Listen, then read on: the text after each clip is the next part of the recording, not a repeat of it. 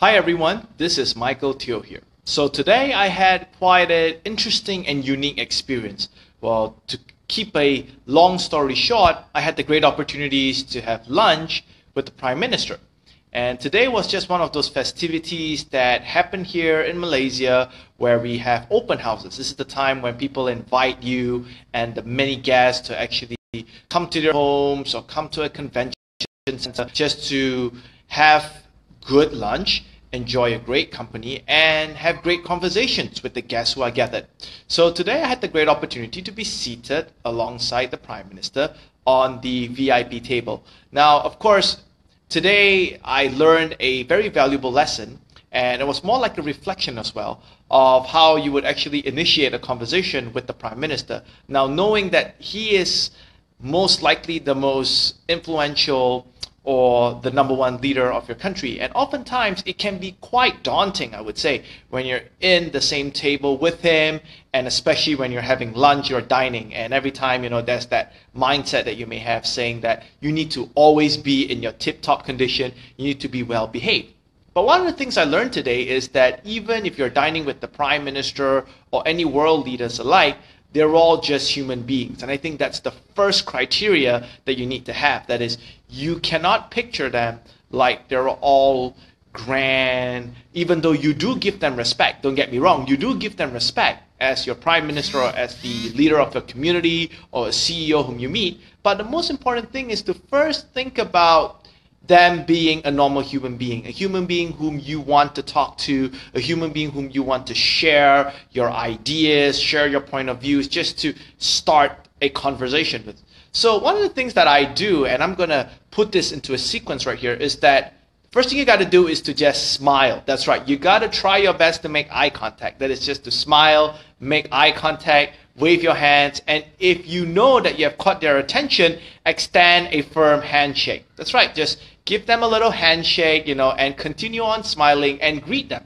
Now, if you're coming from Asian cultures, you would know that sometimes we have titles. Titles are supposed to be the representation of someone's seniority or as a symbol to recognize their contributions to society. So for example, for this case, I called the Prime Minister Datuk Sri, and then you just wish them like how you would wish another human being, like Datuk Sri, a good day, welcome, thank you. So that's the first thing I would do. That is to smile, extend a warm, firm handshake, and just greet them.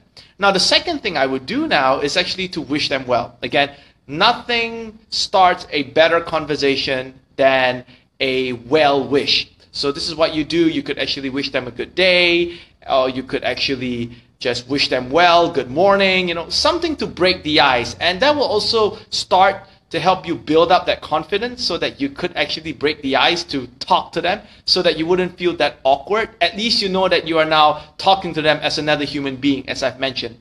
Now, the third step that you would like to do right now is to what I call find commonalities. This is the part where, like today, I was in a festivity. It was the Hari Raya open house. And then I was there, I was enjoying the music, I was enjoying the food, and obviously that's the commonality.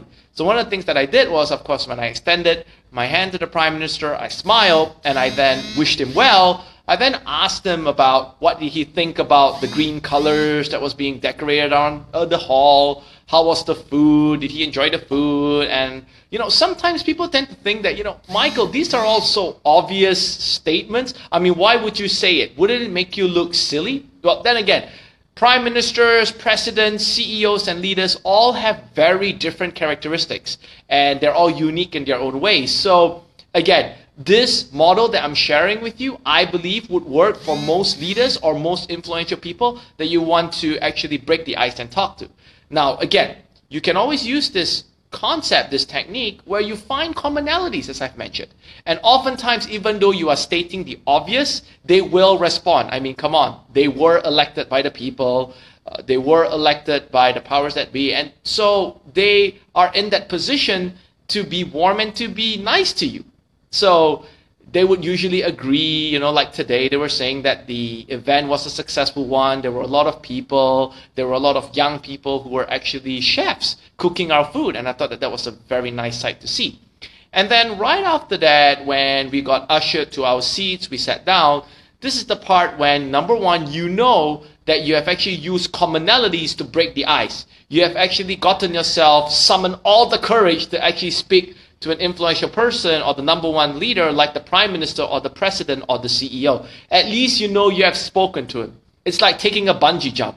When once you have done it, once you have taken that first step, that's it. Don't stop. In the sense where don't go back and hide in your shell. Now, with that renewed confidence and that courage, continue the conversation with them. Ask them a question, And then this is what you want to do. The next step, after you have identified commonalities, you now need to start thinking about topics that you want to speak to them about. Now, this comes from a lot of research. You could research about their interests. You could research about what are some of the news involving them that have just been published. Show them that you have done some research and show them that you actually have some interest to discuss a mutual topic that they are currently involved in. Now, that's a good start.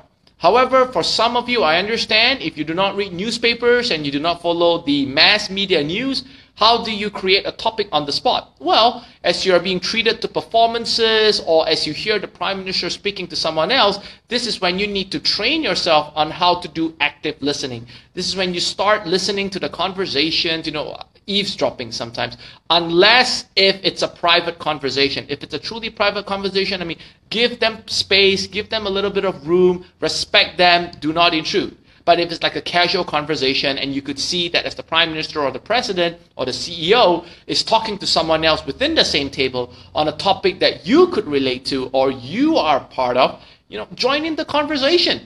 That's what I would recommend you to do. So that was how I've actually managed to generate some topics of discussions with the Prime Minister. Had a chat with him about young people, had a chat with him about volunteerism, which is really the main theme of the event that we were in today, the main open house that we were in today. And we had a great time, we had a great conversation. And again, a lot of people do not know this, but sometimes people tend to think, why would I want to talk to the Prime Minister? Why would I want to talk to the President? Why would I want to talk to the CEO? Who am I, right? Well, guess what? Even if you just smile at them and even if you just greet them, the powerful thought right here is that it will boost your confidence to connect with more people. In a sense where during that ceremony, I've already connected with the number one leader of the country. Now what happened is that would have given me the confidence to connect with more people, to connect with the other CEOs, to connect with the other ministers, to connect with the other counselors who were also there. That would have given me a good head start to actually go and talk to people. And one of the other tips I would recommend is that if you really want to talk to a VIP or if you really want to talk to a leader and you just do not know things that you want to do, is actually ask someone else to recommend you. Again, I'm going to share this again. If you do not know the leader, if you do not know the CEO, one of the things you want to do is you want to go and identify who else would know them and then ask for a recommendation. Sometimes people tend to think, Michael, why would they want to recommend me? Who would recommend me, right? Well, one of the mantra that I live by in my life is, if you never ask, the answer will always be no. So that's what I did. I went around, I asked people, I actually asked them, do you happen to know this CEO? And when they say yes, I said, I'm doing a lot of training, a lot of talent development work. It's my passion to speak and inspire thousands of lives around the world. Is there a possibility for you to introduce me to the CEO or to the Prime Minister or to the President so that I could explore to see with their help, how can I expand the influence? How can I expand the positive impact of my work? And oftentimes, because you are doing good work, well, people tend to want to recommend you. So those are one of the things that I would like to share with you about connecting with the Prime Minister or connecting with the CEO or President. Again, it all takes courage. But again, I'm going to draw us back to the bungee jumping example. It's like taking a bungee jump.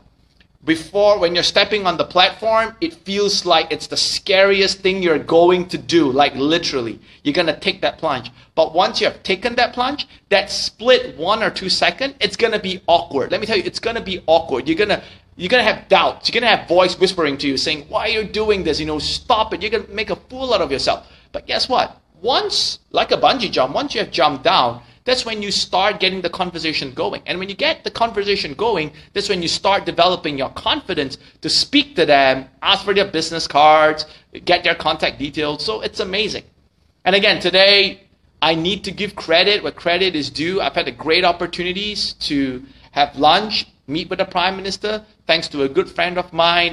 Must give credit, Rudy from I Am For You, for inviting me to be part of the VIP table. And I thought that I wanted to structure this system of how I've used to communicate with the Prime Minister and, create that very meaningful conversation. Again, this is Michael Teoh here. I hope that this technique or this system I've just shared with you would actually give you the confidence to go and speak to your leaders, to your CEOs, even to your Prime Minister if you want to try it out, or your President. Again, we're all human beings. The moment when we start seeing ourselves as interacting with another fellow human being, another earth dweller, if we would say, really it brings out that confidence and it eases the nervousness. So try it out. You never know. See you, everyone. Michael Teoh here, sharing with you some tips on how you can accelerate your life in business and in your career. Take care, everyone, and have a good day.